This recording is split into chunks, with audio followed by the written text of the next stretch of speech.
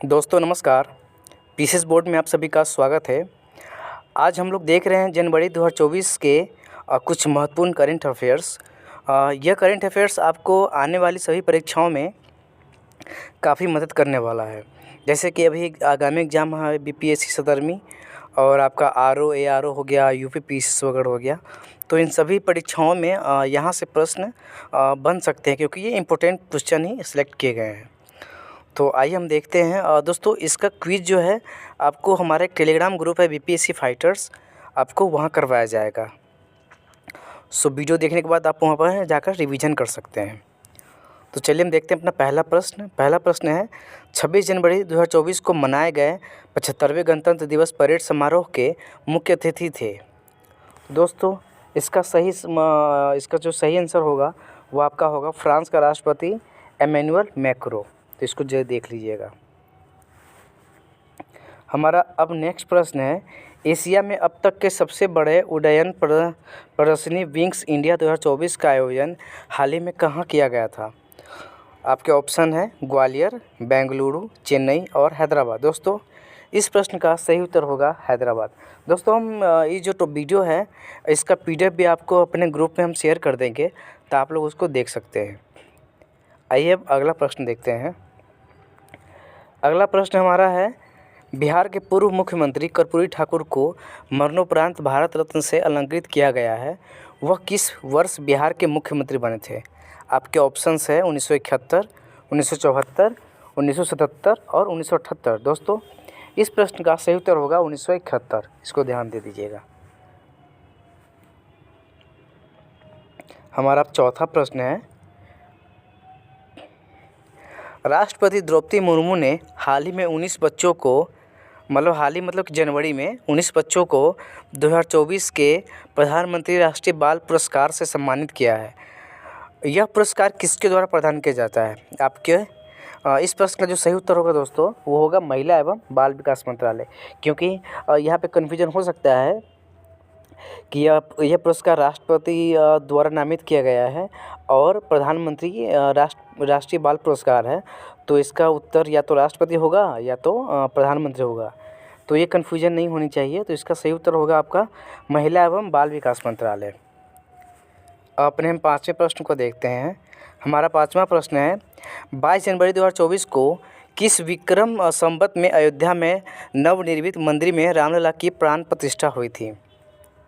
दोस्तों इस प्रश्न का सही उत्तर होगा विक्रम संवत 2080।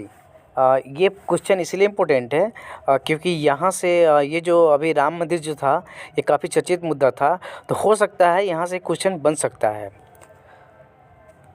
अब हम अगले प्रश्न को देखते हैं। हमारा अगला प्रश्न है स्विट्जरलैंड के दावोस में संपन्न विश्व आर्थिक मंच की वार्षिक बैठक 2024 में भारत की तरफ से किसने हिस्सा लिया था।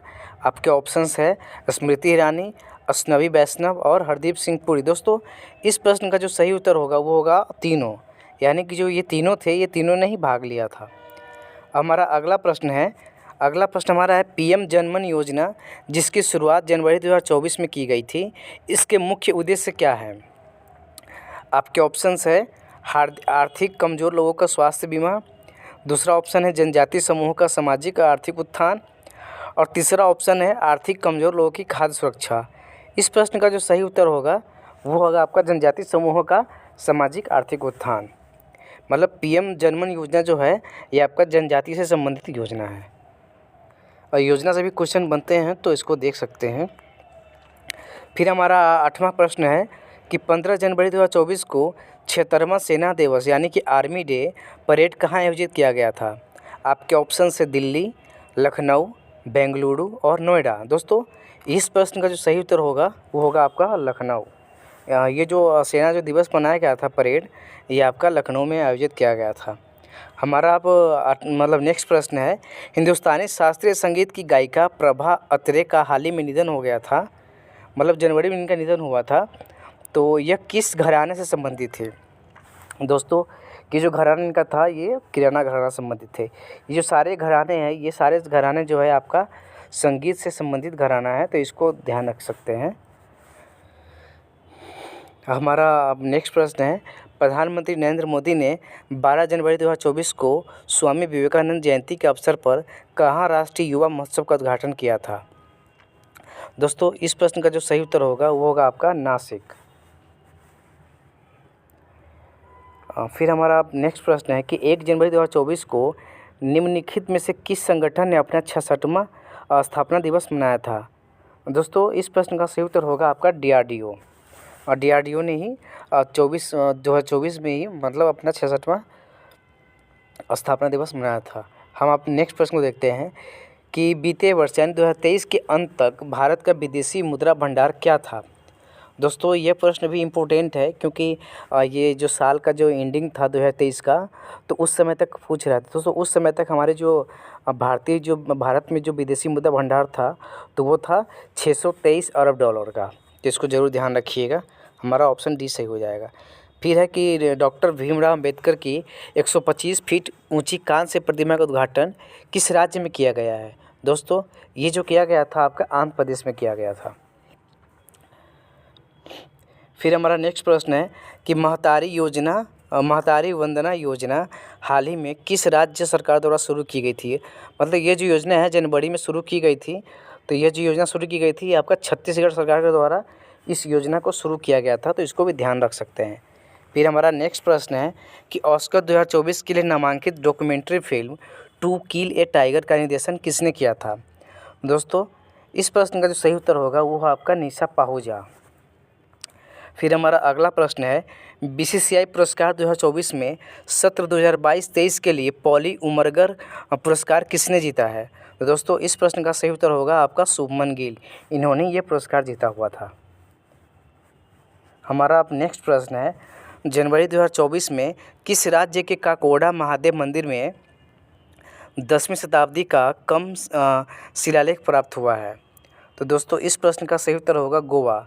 मतलब गोवा में क्या था कि जो जनवरी में ही काकोडा महादेव मंदिर में 10वीं शताब्दी का महादेव मंदिर का एक शिलालेख प्राप्त हुआ था, तो इसको ध्यान रखिएगा। फिर हमारा नेक्स्ट प्रश्न है जनवरी में आई एक रिपोर्ट के अनुसार निम्नलिखित में से कौन सा शहर कामकाजी महिलाओं के लिए सर्वश्रेष्ठ भारतीय शहर है?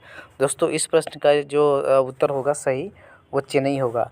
जब जनवरी में एक रिपोर्ट आई थी तो उस समय ये कहा गया था कि जो महिलाएं हैं, भारतीय महिलाएं हैं, उनके लिए सर्वश्रेष्ठ शहर कौन सा है, तो उस समय रिपोर्ट में चेन्नई जो था वो पहले नंबर पे था। हमारा पे अगला प्रश्न है किस राज्य के सिमलीपाल टाइगर रिजर्व के पास दुनिया की पहली ब्लैक टाइगर सफारी की स्थापना की जाएगी?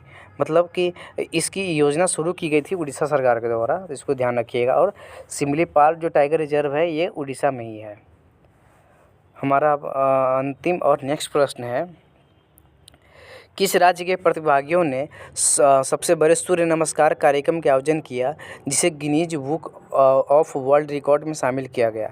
दोस्तों इस प्रश्न का सही उत्तर होगा आपका गुजरात में ही सबसे बड़ा सूर्य नमस्कार किया गया था जिसे गिनीज ऑफ वर्ल्ड रिकॉर्ड में शामिल किया गया था, तो इसको ध्यान रख सकते हैं क्योंकि गुजरात से संबंधित है और तो शायद क्वेश्चन यहाँ से बन सकता है।